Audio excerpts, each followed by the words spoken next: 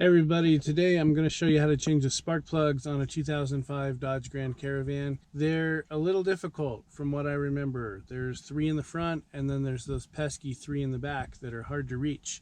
So hopefully I can find an easy-ish way of doing it. The reason I'm changing the spark plugs and the wires today is because I'm getting a check engine code, and every once in a while the engine starts up a little rough and then it smooths out. When it's rough, it's kind of misfiring a little bit, so hopefully this will remedy that. If it doesn't, then I'll have to replace the coil thing. That thing's 50 bucks, so that's sort of the last thing I want to buy in the step of trying to get this issue fixed. So I'm going to show you the check engine codes real quick. There's a couple of codes on here there's one code that has nothing to do with the problem here. I think you got to hold this down, and then you're gonna, while you're holding this down, you're gonna click the key forward and backwards 3 times. 0441. That's the only code we got? 0441. That code is actually the same old code it's always had. It's evaporative emission control system. It has something to do with the escaping fuel vapors, and it's, you know, it's not something that's going to cause an issue here.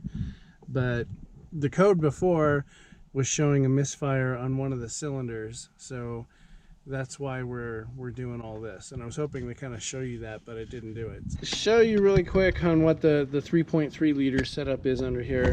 You've got these 3 plugs that are super easy to change out.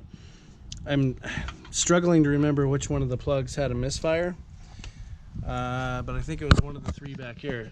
So this is the next thing you replace. If you replace the spark plug wires and the spark plugs and you still get a weird little misfire, is you replace this thing, and it's the ignition coil, and that thing's like $50 at AutoZone.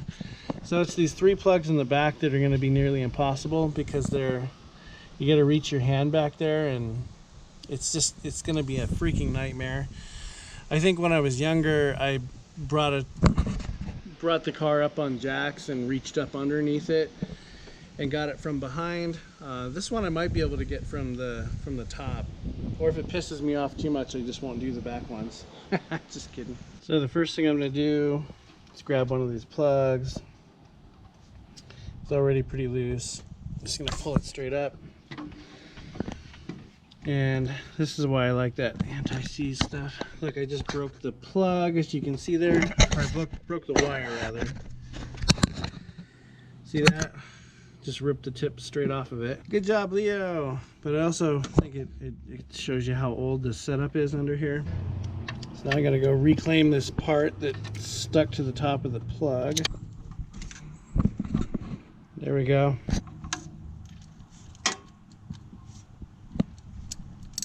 Alright, so I replaced this spark plug. We're using NGK. It had Bosch in it, so Lord knows even if those were the original plugs in this thing or not.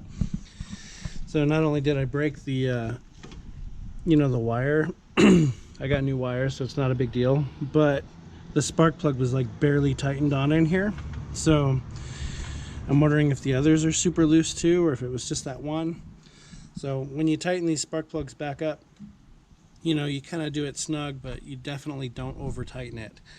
But snug definitely doesn't mean loose either. So that's awesome. So now we're just going to replace this wire too by matching up the one that I have in my new set here. Do that, then we go to the next one, replace the plug, and then replace the wire, and then we kind of just go through the whole thing that way. So just pull the old wire off here. It says number 6 on it. So then if these are numbered, we'll use number 6 also, or we'll just match up the length. Alright, the new ones aren't numbered, so, and they actually have grease built into the fittings, which is super cool. They just put grease all over, actually. It's kind of messy, but some of the grease is actually inside of the little spark plug tube here. So like I said, they're not numbered, so we're just going to match them by length here.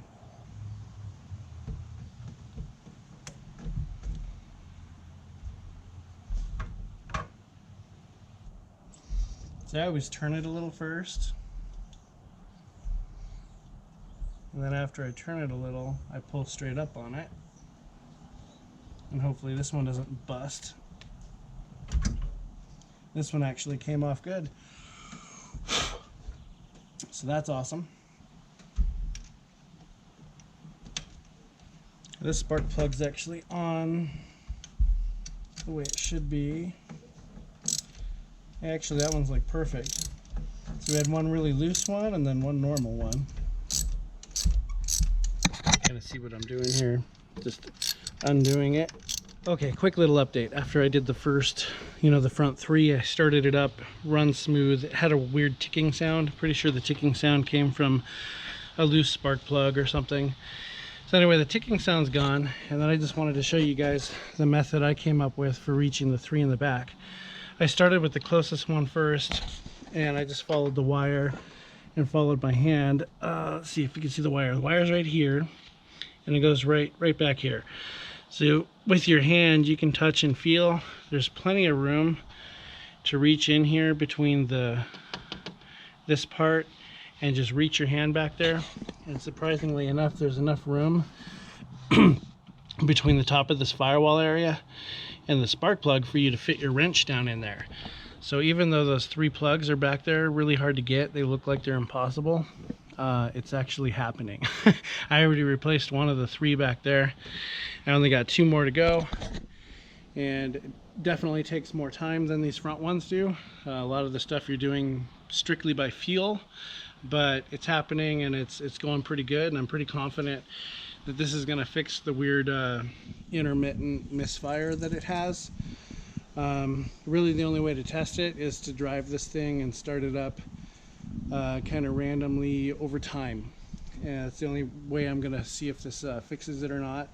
I mean, the check engine code for the misfire is already gone, so hopefully it stays gone. That's another way that you can check to make sure that this fixed it. If you're just changing your spark plugs to change your spark plugs, then of course dismiss everything I said about the check engine code. That's just why I'm doing this one. All right, moment of truth. Got all 6 replaced, all 6 new wires, all 6 new plugs.